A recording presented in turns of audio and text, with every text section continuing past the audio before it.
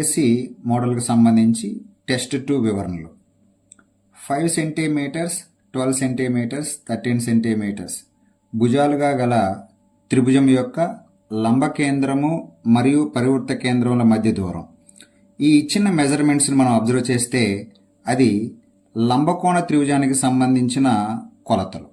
ఇది 5 centimetres 12 centimetres 13 centimetres. ఇక్కడ ఈ లంబకోణ త్రిభుజంలో లంబ కేంద్రం అనేది లంబకోణ శీర్షమే లంబ కేంద్రం అవుతుంది. మరియు పరివృత్త కేంద్రం అనేది కర్ణం యొక్క మధ్య బిందువు. ఈ కర్ణం యొక్క మధ్య బిందువు, దీన్ని పరివృత్త కేంద్రము అంటాం. వీటి మధ్య దూరం ఇది. ఇప్పుడు పరివృత్తం అంటే ఇలాగ డ్రా చేస్తాం. డ్రా చేసినప్పుడు ఈ కేంద్రం నుంచి ఈ శీర్షానికి గల దూరము వ్యాసార్థం అవుతుంది. ఈ కేంద్రం నుంచి ఇక్కడ గల దూరం వ్యాసార్థం అవుతుంది. ఇక్కడ నుంచి ఇక్కడ గల దూరం వ్యాసార్థం అవుతుంది. అంటే లంబ కేంద్రానికి పరివృత్త కేంద్రానికి మధ్య గల దూరము ఈ పరివృత్తం యొక్క వ్యాసార్థం అవుతుంది. వ్యాసార్థం అనేది ఏమవుతుంది? కర్ణంలో సగము, అంటే 13/2 6.5 సెంటీమీటర్స్. నెక్స్ట్, సమబాహు త్రిభుజం యొక్క మధ్యగతం 15 సెంటీమీటర్లు అయినా దాని పరివృత్త వ్యాసార్థం ఎంత? ఇది సమబాహు త్రిభుజం. మధ్యగతము ఇలా ఉంటుంది.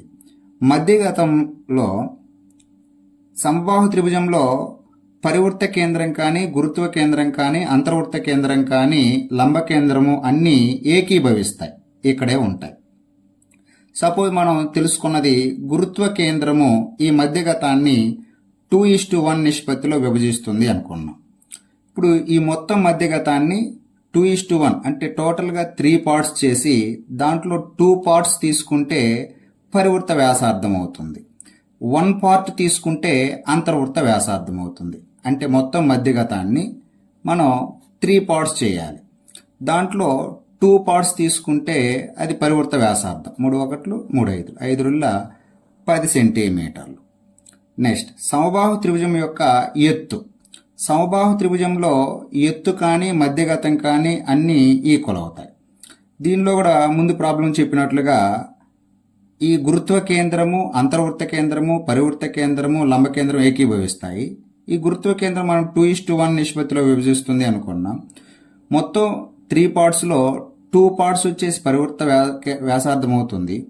1 పార్ట్ వచ్చేసి అంతర్వృత్త వ్యాసార్థం అవుతుంది. అంటే మొత్తాన్ని 3 ఈక్వల్ పార్ట్స్ చేసి దాంట్లో 1 పార్ట్ తీసుకోవాలి. 3 1s 3 6. ఈ 6 సెంటీమీటర్స్ అనేది అంతర్వృత్త వ్యాసార్థం. నెక్స్ట్, 5 సెంటీమీటర్ల భుజంగా గల సమబాహు త్రిభుజం యొక్క లంబ కేంద్రము మరియు పరివృత్త కేంద్రముల మధ్య దూరం. సమబాహు త్రిభుజం ఇది 5 సెంటీమీటర్ల భుజం. దీనిలో లంబ కేంద్రము, గురుత్వ కేంద్రము, పరివృత్త కేంద్రం అన్ని ఏకీభవిస్తాయి అన్నాం. అంటే ఒకే బిందువు అవుతుంది. ఒకే బిందువు అయినప్పుడు వాటి మధ్య దూరం ఏమి ఉండదు. కాబట్టి 0 యూనిట్లు. అన్ని ఏకీభవిస్తాయి కాబట్టి వాటి మధ్య దూరం ఉండదు. నెక్స్ట్, 18 సెంటీమీటర్లు 24 సెంటీమీటర్లు 30 సెంటీమీటర్లు భుజాలుగా గల త్రిభుజంలో లంబ కేంద్రము మరియు గురుత్వ కేంద్రముల మధ్య దూరం. ఈ మెజర్మెంట్స్ని మనం ఒకసారి అబ్జర్వ్ చేస్తే అవి లంబకోణ త్రిభుజం యొక్క భుజాలు.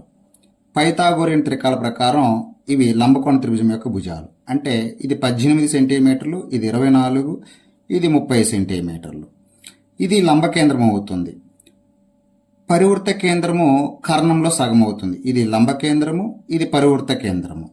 ఇప్పుడు నేను అడిగింది ఏంటి? లంబ కేంద్రము మరియు గురుత్వ కేంద్రముల మధ్య దూరం. ఇప్పుడు ఇక్కడ ఈ రెండింటిని కలిపితే OSని కలిపే రేఖాఖండాన్ని Gకి ఒక రిలేషన్ ఉంది. దాన్ని ఒకసారి మనం చూస్తే ఇక్కడ SO ఇది G. ఈ ఎస్ని ఓని కలిపే రేఖాఖండాన్ని G అనేది 1:2 నిష్పత్తిలో విభజిస్తుంది. అంటే పరివృత్త కేంద్రం లంబ కేంద్రంను కలిపే రేఖాఖండాన్ని గురుత్వ కేంద్రం 1:2 నిష్పత్తిలో విభజిస్తుంది. అంటే 2 అనేది O వైపుకి, అంటే ఇక్కడ G ఉంటుంది. ఇక్కడ 2 పార్ట్స్, ఇక్కడ 1 పార్ట్. S నుంచి G వైపుకి 1 పార్ట్, G నుంచి O వైపుకి 2 పార్ట్స్. అంటే ఈ మొత్తం దూరాన్ని 3 ఈక్వల్ పార్ట్స్ చేసి 2 పార్ట్స్ తీసుకుంటే గురుత్వ కేంద్రానికి లంబ కేంద్రానికి మధ్య దూరం వస్తుంది. 1 పార్ట్ తీసుకుంటే పరివృత్త కేంద్రము గురుత్వ కేంద్రానికి మధ్య దూరం వస్తుంది. సరే, ఇప్పుడు ఈ O నుంచి S వరకు ఉండే దూరాన్ని ఏమంటాం? పరివృత్త వ్యాసార్థం.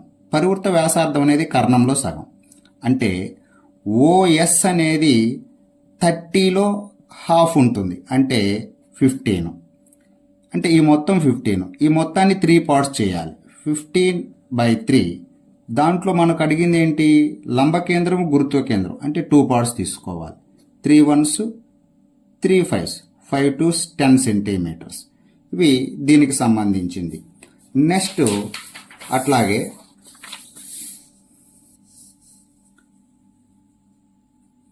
14 సెంటీమీటర్ల పొడవుగల తీగతో ధనపూర్ణ సంఖ్యలు భుజాలుగా ఉండే విధంగా దీర్ఘచతురస్రాలను తయారు చేసిన కనిష్ట దీర్ఘచతురస్ర వైశాల్యం. అంటే మొత్తం దీర్ఘచతురస్రం యొక్క చుట్టుకొలత ఇదని అర్థం. 2 × L + B = 14 సెంటీమీటర్లు. 2తో 7 times L + B = 7. అంటే పొడవు ప్లస్ వెడల్పుల మొత్తము 7 సెంటీమీటర్స్ కావాలి. అలాంటి కొలతలుగా మనం తీసుకుందాం. 6,1 7 అయింది. అట్లాగే 5,2 7 అయింది. అలాగే 4,3 7 అయింది. ఇప్పుడు ఇది పొడవు, ఇది వెడల్పు అనుకుంటే దీని వైశాల్యం ఎంత? 6 1s 6. ఇలాగాని అనుకుంటే దీని వైశాల్యం ఎంత? 10. ఇలా కొలతలు అనుకుంటే దీని వైశాల్యం 12. ఇప్పుడు ఇక్కడ కనిష్ట దీర్ఘచతురస్ర వైశాల్యం అనేది 6. అంటే ఆ పొడవు కలిగిన తీగతో మనం ఏర్పరచగలిగిన కనిష్ట దీర్ఘచతురస్ర వైశాల్యం 6 చదరపు సెంటీమీటర్లు. నెక్స్ట్